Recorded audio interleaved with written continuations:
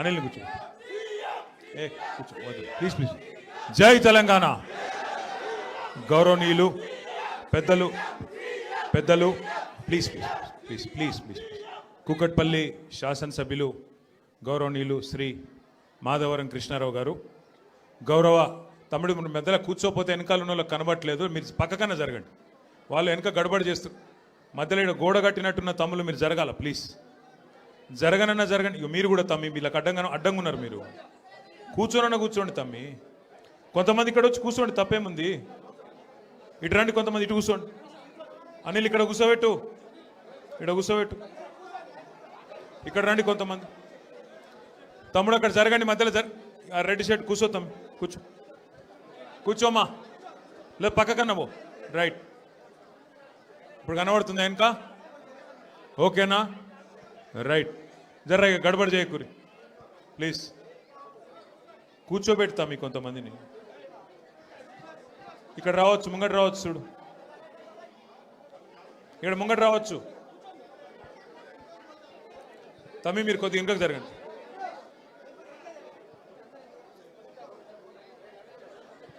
बैठ जाओ रे, जल्दी बैठ जाओ.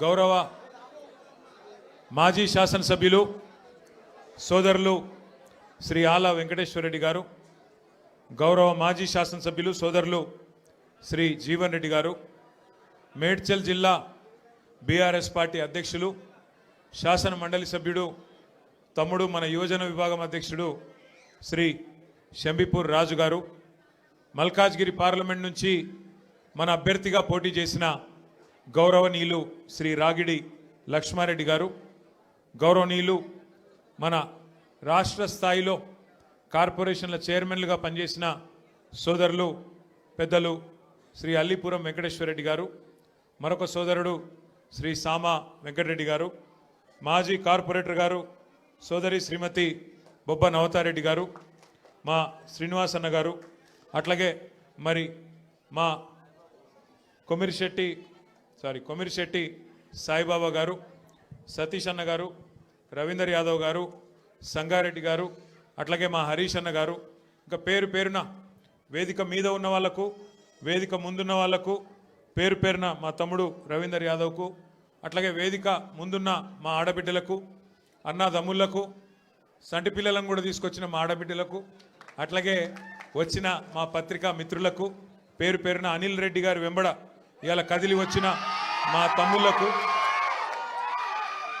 అనిల్ రెడ్డి గారు మరి అన్న నేను మళ్ళీ తిరిగి కేసీఆర్ గారి నాయకత్వంలో అయితేనే తెలంగాణకు న్యాయం జరుగుతుంది, కాబట్టి నేను కలిసి వస్తా, కానీ మీరు మా వాళ్ళందరినీ కలవాలంటే తెలంగాణ భవన్కు రావాలంటే ఒక 1000 మంది వస్తాం, కానీ మీరు ఆల్విన్ కాలనీకి వస్తే ఒక 5-6 వేల మంది వస్తారన్నా, మీరు రావాలి అని అడిగిండు. నేను చెప్పిన ఎక్కువ మందిని కలుసుడే సంతోషం తమ్మి, నేనే వస్తా అని చెప్పిన. పాపం తమ్ముడు అక్కడనే ఒక ఫంక్షన్ హాల్ బుకింగ్ చేసిండు, అన్ని మొత్తం మిమ్మల్ని అందరినీ పిలిచిండు. పిలిస్తే ఇక మీ ఎమ్మెల్యే గారు కేసీఆర్ దయతోని మీ ఆశీర్వాదంతో మీరందరూ ఓట్లేస్తే కారు గుర్తు మీద గెలిచిన ఎమ్మెల్యే ఇవాళ మరి మన పార్టీలకు అనిల్ రెడ్డి వస్తానంటే ఆ ఫంక్షన్ హాల్లోనికి ఫోన్ చేసి బెదిరించిండట. అట్లెట్లు ఇస్తావు, ఏం సంగతి నీకు, నీ సంగతి చూసుకుంటా, మా వెనక వీడున్నాడు వాడున్నాడు అని చెప్పి ఆయన చెప్పిండట. పాపం ఫంక్షన్ హాల్ ఆయన భయపడి ఆయన వెనకకు పోయిండు. దాంతో అనిల్ని ఇంకా చాలా ఇబ్బంది పెట్టిండ్రు, ఇంకా చాలా చాలా బెదిరించే ప్రయత్నం కూడా చేసినారు.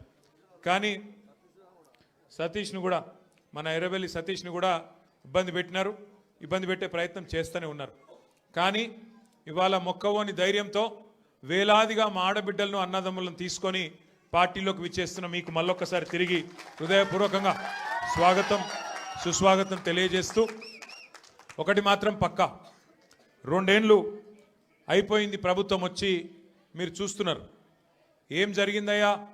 కాంగ్రెస్ ప్రభుత్వం మార్పు మార్పు మార్పు అని చెప్పి ఊదరగొట్టి ప్రజలకు హామీలు ఇచ్చి అధికారంలోకి వచ్చి 2 ఏళ్ళయి ఏం జరిగింది, ఏం ఒరిగింది అంటే 3 జరుగుతున్నాయి. కూల్చివేతలు, పేల్చివేతలు, ఎగవేతలు. గంతే. ఈ ప్రభుత్వం ఏందా అంటే కట్టే కొట్టే తెచ్చే అని చెప్పినట్టు కూల్చివేతలు, పేల్చివేతలు, ఎగవేతలు.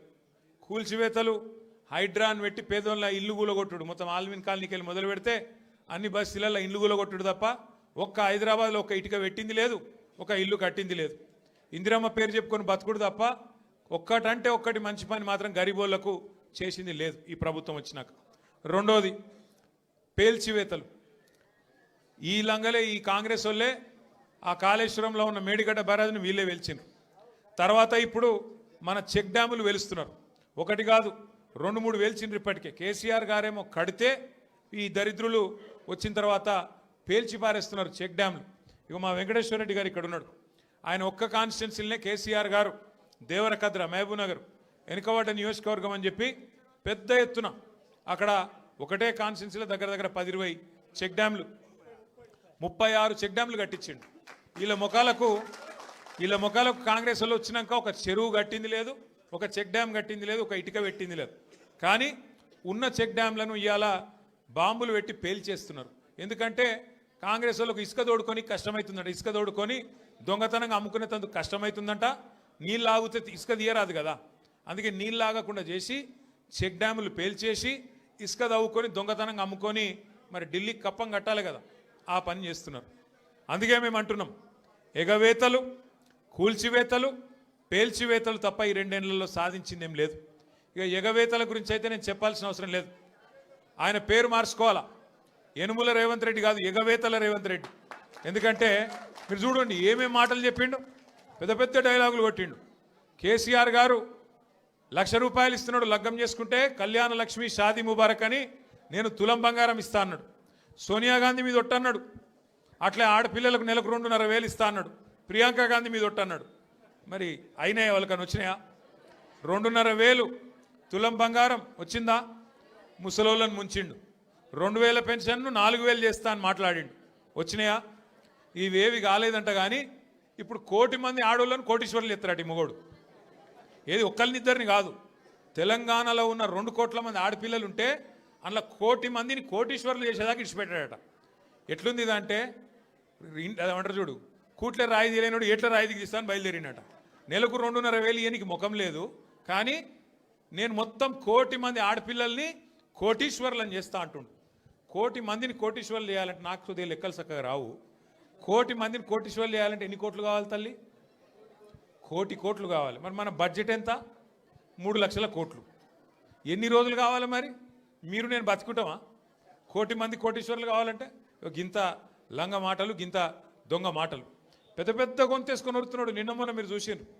నాకు నిజంగా ఒకటి అర్థం కావట్లేదు. ఇప్పుడు ఎవరన్నా నువ్వు ఎక్కడికి వెళ్ళి వచ్చినావు, అసలు నువ్వు ఎక్కడికి వెళ్ళి మొదలైంది నీ ప్రయాణం? రోడ్ల మీద అయినా పెయింటింగ్లు వేసుకుంటుండే పాపం రేవంత్ రెడ్డి గారు. మంచిదే, తప్పేం లేదు. చిన్న స్థాయికి వెళ్ళి పెద్ద స్థాయికి ఎవరైనా రావాల జీవితంలో, తప్పులేదు. కానీ మంచి పనులు చేసి రావాలి. లంగ పనులు చేసి, దొంగ పనులు చేసి, బ్యాగులు మోసి, సంచులు మోసి, దొరికిపోయి జైలుకు పోయి మళ్ళీ అదేదో పెద్ద గొప్ప విషయం అన్నట్టు మళ్ళీ దానికి పోజులు కొట్టుకుంటా.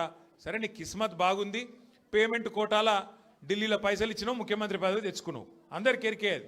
ఇప్పుడు కూడా నెలకు ఢిల్లీ పైసలు పంపుకుంటా పదవి కాపాడుకుంటున్నావు. సంతోషం, నువ్వు కాపాడుకో. కానీ ఆ పదవిలోకి వచ్చినోనికి సంతోషం ఉండాలి, కానీ ఏడిపోయిందిరా నాయన. రోజు మీరు చూడు, టీవీ పెడితే చాలు తిట్ల పురాణం తప్ప ఏముండదు. మీరు గట్టిగా అడిగిర్రు అనుకో, ఏమాయిరా బై 2,500 ఏడు ఉన్నాయని చెప్పి మీరు అడిగిరాక ఆడపిల్లలు పోయి మీ గుడ్లు వీకి గోటీలు ఆడుతా అంటాడు. వీడెక్కడ ముఖ్యమంత్రి? ముసలోళ్ళు పోయి ఏమాయిరా బై మరి 2,000 పెన్షన్ 4,000 చెప్తానో, 100 రోజులు లాంటివి నరికితివి ఏడవన్నావు తమ్మి అంటే నీ పేగులు తీసి మెడలు వేసుకుంటా అంటాడు. అట్లాగే మన విద్యార్థులు పోయి ఏమాయా మరి 2 లక్షల ఉద్యోగాలు అన్నావు, ఏం సంగతి అంటే నీ లాగుల తొండలు ఇడిచిపెడతా. వీడేం ముఖ్యమంత్రి, వీందేం భాష, నాకు అర్థమే కాదు. అరే 2 ఏళ్ళకి వెళ్ళి ఏం చేసినవారు అయ్యాను అంటే లాగుల తొండలు ఇడుస్తా, మెడల బేగులేసుకుంటా, గుడ్లు వీకి గోటీలాడతా, నీ అమ్మ నీ అయ్య గీదా భాష. మాకు రాదా భాష? మాట్లాడమంటావా? హైదరాబాద్లో పెరిగినోని నేను. మాట్లాడమంటే ఉర్దూలా, హిందీలా, తెలుగులా, ఇంగ్లీష్లా పొల్లు తిట్టే తెలివి నాకు కూడా ఉంది. మాకు కూడా వస్తుంది భాష. హైదరాబాద్ గల్లీలలో పెరిగిన నేను. నువ్వేడో ఊరికెళ్ళి వచ్చినావు, సరే రా పర్వాలేదు, నీ అదృష్టం బాగుంది, ముఖ్యమంత్రి అయినావు, చేయి. రోజు ఏడుచుడు ఎందుకు? మేము ప్రతిపక్షంలో ఉన్నాం, నువ్వు అధికారంలో ఉన్నావు. ఇక అంటారు చూడదు సామెత, కనకపు సింహాసనం మీద శునకం కూర్చోబెట్టినట్టు నిన్ను ఆడ కూర్చోబెట్టిన పాపానికి రోజు అరసుడే. రోజు అరిసి నిన్న మొన్న కొడంగల్లో చూసిన కొడంగల్లో ఆయన సర్పంచులు గెలిపించుకున్నాడంట. గెలిపించుకుంటే సంతోషంగా బువ్వ పెట్టాలి, 4 మంచి మాటలు చెప్పాలి, ఇక రాష్ట్రంలో ఉన్న పల్లెలకు ఫలానా చేస్తా, నేను ముఖ్యమంత్రి అని చెప్పాలి. రోజు అరుసుడు. నాకైతే డౌట్ వస్తున్నది, ఎంత ఒరులుతున్నాడు, ఎంత అరుస్తున్నాడు అంటే, ఆ గీతమ్మ ఉన్నది ఆయన భార్య, ఆమె చెప్తున్నా, నేను తల్లి గీతమ్మ జల్దీ కట్టేయి, లేకపోతే ఆయన ఎవరైనా కరిసినా కరుస్తాడు వీడు. ఎందుకంటే ఇప్పుడు రోజు అరిసి పిచ్చిలేసిపోయేటట్టున్నది, కరిసేటట్టు తయారైంది రోజు రోజుకు. నేనేమంటున్నా అంటే, ఏనుగు పోతుంటే మస్తు జంతువులు మొరుగుతుంటాయి, నక్కలు, కుక్కలు. మనం పెద్ద పట్టించుకునే అవసరం లేదు. మనం ఒకటే, కేసీఆర్ లాంటి ఏనుగు ఆయన ఎంత స్థాయి మనుషులు నేను మీకు చెప్పాల్సిన అవసరం లేదు. ఇలా ఆయన తిడుతా ఉన్నాడు తెల్లారలేస్తే. ఒకరోజు ఆయన చచ్చిపోవాలని కోరుకుంటాడు, ఇంకో రోజు ఆయన కాలు ఇరిగింది అంటాడు, ఇంకో రోజు ఇంకేదో అంటాడు. అరే అయ్యా, నువ్వు ముఖ్యమంత్రివి, చెయ్యి, నువ్వు శపథాలు చేస్తున్నావు కదా, కేసీఆర్ను మళ్ళీ లేకుండా చేస్తా, మళ్ళీ రాకుండా చేస్తా అంటున్నావు కదా. నిజంగా నీకు నిజంగానే నీకు సత్తా ఉంటే, నిజంగా నీకు అంత టాలెంట్ ఉంటే చెయ్యి శపథం. 1 కోటి మంది ఆడపిల్లలకు రేపటి నుంచే నెలకు 2,500 రూపాయలు ఇస్తాను, జనవరి 1 నుంచి శపథం చెయ్యి, నేను చూస్తా. తులం బంగారం నేను జనవరి 1 నుంచి ఇస్తాను చెప్పు, శపథం చెయ్యి. చెప్పు, 4,000 పెన్షన్ సంక్రాంతికి వెళ్ళి ఇస్తా, 2 ఏళ్ళకెళ్ళి తప్పించుక తిరిగిన దొంగను నేను, కానీ ఇప్పుడు ఇస్తా సంక్రాంతికి వెళ్ళని చెప్పు దమ్ముంటే. గా శపథాలు చెయ్యి. వీటితో ఏమవుతుంది? నీ ఉపన్యాసాలు, ఊకదంపు డైలాగులు ఏమొచ్చేది వాటితోని? నోటి తీట తిరుగుతుంది తప్ప ఏం రాదు. మాకు రాదా తిట్టనికి? మాకు కూడా వస్తుంది, కానీ నీకు కాదు, నీ కుర్చీకి గౌరవం ఇచ్చి ఊకుంటున్నాం. కానీ ఒకటి మాత్రం నేను పక్కా చెప్తున్నా, దయచేసి మిమ్మల్ని అందరినీ కూడా కోరుతున్నా, మీరు మాత్రం హైదరాబాద్ జనాలకు మీకు పాదాభివందనం చేసినా, నేను ఏం చేసినా కూడా తక్కువనే నేను. ఎందుకంటే మామూలు విషయం కాదు. హైదరాబాద్ చరిత్రలో ఎన్నడూ వరుసగా 2 సార్లు, ఒకసారి కాదు, కార్పొరేషన్ ఎన్నికల్లో ఎవ్వలతో సంబంధం లేకుండా డైరెక్ట్గా టీఆర్ఎస్ పార్టీని, బీఆర్ఎస్ పార్టీని మీరు గుండెల్లో పెట్టుకొని గెలిపించి మమ్మల్ని మళ్ళీ కార్పొరేషన్ 2వ సారి కూడా మా చేతిలో పెట్టింది. అట్లాగే మొన్న శాసనసభ ఎన్నికల్లో కులం లేదు, మతం లేదు, అన్ని కులాలు, అన్ని మతాలు, హిందువులు, ముస్లింలు, క్రిస్టియన్లు గుండెల్లో పెట్టుకున్నారు గులాబీ జెండాను. 24 సీట్లు హైదరాబాద్లో ఉంటే ఒక్క సీటు కూడా మీరు కాంగ్రెస్కి ఇయ్యలే. ఒక్కటంటే ఒక్క సీటు ఇయ్యలే కాంగ్రెస్కి, నమ్మలే మీరు. అట్లాగే ఒక్క సీటు అడ్డిమారి గుడ్డి దెబ్బలో బీజేపీకి పోయింది, ఒక్క సీటు తప్ప మొత్తం సీట్లు బీఆర్ఎస్కే మీరు అప్పచెప్పిండ్రు. మీకు అందుకే పాదాభివందనం చేసినా తక్కువనే, మీరు చేసిన మరి మేలుకు.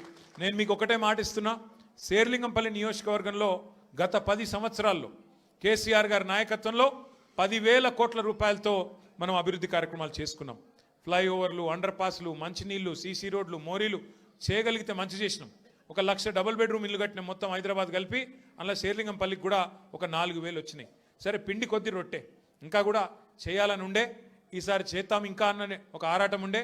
కానీ ఇవాళ కాంగ్రెస్కి అధికారం వచ్చింది, ఊర్లలో ఉండే ప్రజలు వీళ్ళు చూపెట్టిన ఆశలకు మోసపోయి వాళ్ళకు ఓట్లేసిండ్రు.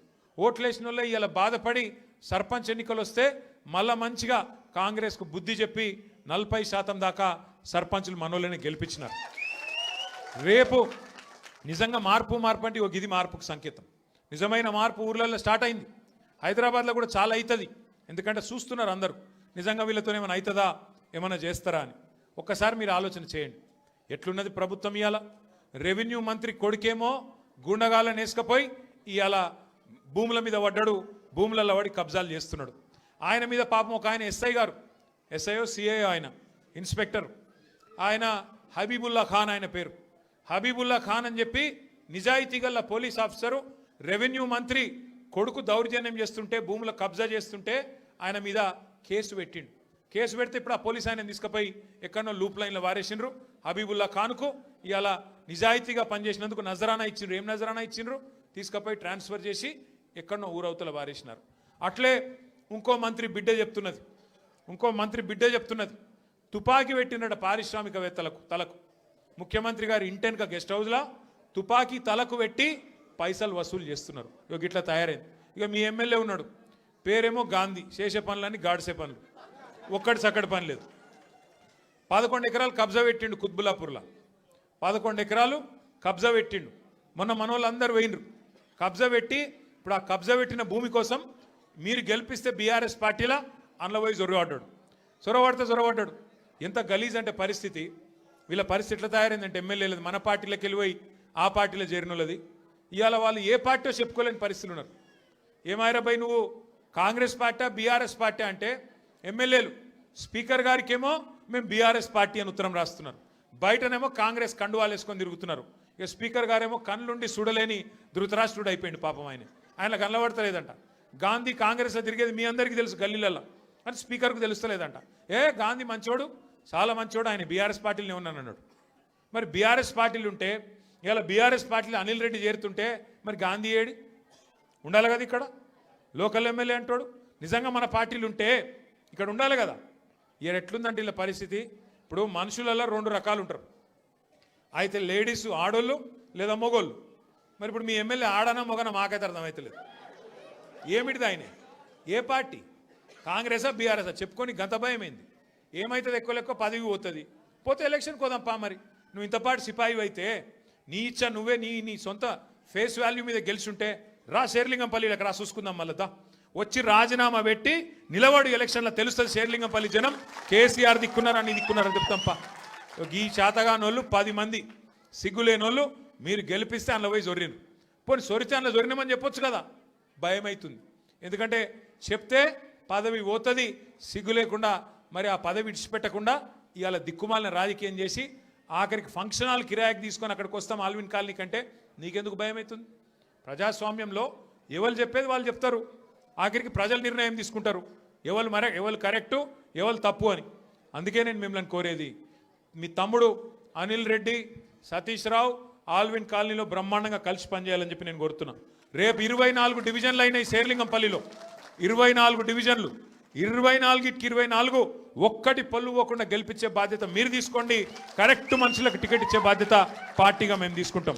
జిల్లా ప్రెసిడెంట్ గారిని, కుకట్పల్లి ఎమ్మెల్యే గారిని నేను కోరుతున్నా, దయచేసి శేర్లింగంపల్లి నియోజకవర్గంలో ఎమ్మెల్యే లేడు అనే ఇబ్బంది లేకుండా సమన్వయం చేయాలని చెప్పి నేను కోరుతా ఉన్నా. దయచేసి మీరు రాబోయే రోజుల్లో కూడా ఇదే ఐకమత్యాన్ని ప్రదర్శించి చక్కగా ముందుకు పోదాం. ఇప్పుడు అసెంబ్లీ సమావేశాలు వస్తున్నాయి 4 రోజులల్లో, తప్పకుండా శేర్లింగంపల్లికి సంబంధించిన సమస్యలు ఏమైనా ఉంటే మీరు మాకు చెప్పండి. మేము అసెంబ్లీలో కూడా మాట్లాడతాం, శాసన మండలిలో కూడా మాట్లాడతాం, ప్రభుత్వంతో కొట్లాడైనా సరే పని చేయిద్దాం. అట్లాగే రేపు కార్పొరేటర్ ఎలక్షన్లు వచ్చినాక కార్పొరేటర్లు మనోళ్ళే గెలిపించుకుంటే ఎమ్మెల్యే ఏం చేస్తాడు, ఏమవుతుంది ఆయనతో? కార్పొరేషన్ పైసలు చచ్చుకుంటే కార్పొరేటర్ల ద్వారా ఖర్చు పెట్టాల్సి వస్తుంది. ఎమ్మెల్యే దొంగల్లా కలిసిపోయినా మనం మాత్రం గట్టిగా నిలబడదాం, గట్టిగా కొట్లాడదాం, కలిసిమెలిసి ముందుకు నడుద్దాం. ఇంకా ఈ తెలివితేటలకు కాంగ్రెస్ వాళ్ళు అంటున్నారు, కేసీఆర్ నువ్వు బయటికి రా అన్నారు మొదలు.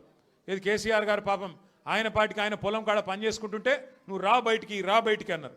మొన్న వచ్చి ఏం చేసిండు పాపం సారు, ఒక ప్రెస్ మీట్ పెట్టిపోయిండు, మీటింగ్ పెట్టి ప్రెస్కు మాట్లాడిపోయిండు. దానికే ముఖ్యమంత్రికి ముచ్చెమటలు పట్టినాయి, చలిజ్వరం వచ్చింది, దెబ్బకు మరిగా ఇష్టం వచ్చినట్టు వరులుతున్నాడు. ఇప్పుడేమంటున్నాడు, నువ్వు అసెంబ్లీకి రా అంటున్నాడు. బయటికి వస్తే గీడికి వస్తేనే తట్టుకోలేకపోయినావు నువ్వు, అసెంబ్లీకి వస్తే ఆయన గుండాకి సస్తావు, గుండాకి పోతాడు. ముందే ఇంతున్నాడు, ఆయనతో గుండాకి డామ్మంటాడు. ఇప్పుడు ఇవాళ రేపు ఎట్లయిపోయిందంటే నిజంగా బాధ అనిపిస్తుంది. నాకు తిట్టాలని లేదు కానీ బాధ అనిపిస్తుంది. ఇప్పుడు మా లీడరు అన్నది పక్కకు పెట్టు, తెలంగాణ తెచ్చిన నాయకుడు అన్నది పక్కకు పెట్టు, 2 సార్లు ప్రజలు గెలిపించిన ముఖ్యమంత్రి అనేది కూడా పక్కకు పెట్టు. మా నాయన కదా, మా నాయన తిడితే కొడుకుకు రేషం రాదా? ఇక్కడ దాకుంది కోపం, ఇక్కడ దాకుంది, దొరికితే ఎడమకాలు చెప్పు తీసుకొట్టాలని ఉంది. కానీ ఏం చేయాలి, ప్రజాస్వామ్యం. ఎకతక్క మాట్లాడితే మళ్ళీ ఏమంటారు, అగో వీనికి అహంకారం ఉంది రాబోయ్ అంటారు. అహంకారం నాదా ఆయనదా? నేను గుంటూరులో చదువుకున్నా అంటాడు. అరే నేను గుంటూరులో చదువుకుంటే నీకేం వచ్చింది రాబోయ్, నాకు అర్థం కాదు. అప్పుడు ఆంధ్రప్రదేశ్ కలిసి ఉండే, నేను గుంటూరులో చదువుకున్నా, మళ్ళీ హైదరాబాద్లో చదువుకున్నా, పూనాలో చదువుకున్నా, అమెరికాలో చదువుకున్నా, నేను ప్రపంచం అంతా చదువుకున్నా. నీ లెక్క చదువు సందే లేకుండా తిరగలేదు. మీ అమ్మాయి నీకు చక్కగా తోవ చూపెట్టలేదు, నేనేం చేయాలి? దానికి నీ ఏడిపోయింది నా మీద. అవో వీనికి ఇంగ్లీష్ వస్తుంది అంటాడు. అరే నాకు వస్తే నీకేం నొప్పిరా నాయన, నేర్చుకో.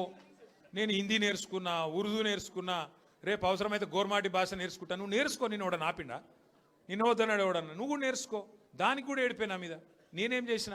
ఇంకొక అంటే నాకు ఎక్కడ గమ్మత్ అనిపిస్తుంది అంటే, నేను ఆంధ్రాకి పోయి ఇంటర్మీడియట్ చదువుకుంటే తప్పట, కానీ ఆయన ఆంధ్రాకి వెళ్ళి అల్లుడిని మాత్రం తెచ్చుకోవచ్చట. అమ్మ ఇది ఎక్కడ కథ రాబోయ్. అందుకే ఇక ఆయన పేరు ఏం పెట్టినట్టుగా నేను ఇట్లా లాభం లేదని చెప్పి మనోని పేరుగా అల్లుడు భీమవరం కదా, అందుకే ఈయన చిట్టినాయుడు పేరు కూడా భీమవరం బుల్లోడు అని పెడితే అయిపోతుంది. ఓకే వెలుగు భీమవరం బుల్లోడు మనకు నీతులు చెప్తున్నాడు. అరే ఆంధ్ర అంటే మరి ఆంధ్ర వాళ్ళ ఓట్లు కావాలి, ఆంధ్ర వాళ్ళ చుట్టూ తిరగాలి, కానీ మళ్ళీ ఆంధ్రాని మాత్రం నేను పోయి చదువుకుంటే నీకు నచ్చినది, నీకేం బాధ అవుతుంది నాకు అర్థం కాదు. ఇంకొక మాట నాకు అర్థమే కాదు. ఇప్పుడు ఇక్కడ ఉన్నారు మీరు ఇంతమంది ఉన్నారు. చాలామంది పిల్లలు మన హైదరాబాద్కి వెళ్ళి మన తెలుగు రాష్ట్రాలకు వెళ్ళి చాలామంది చదువు కోసమో ఉద్యోగం కోసమో వేరే దేశాలకు పోతారు. అమెరికా పోతారు, లండన్ పోతారు, ఆస్ట్రేలియా పోతారు, ఇంకొక ఆడికి పోతారు. ఆ దేశాలలో ఇళ్ళలో నౌకర్లు ఉండరు కదా. ఆ దేశాలలో ఏం చేయాలి?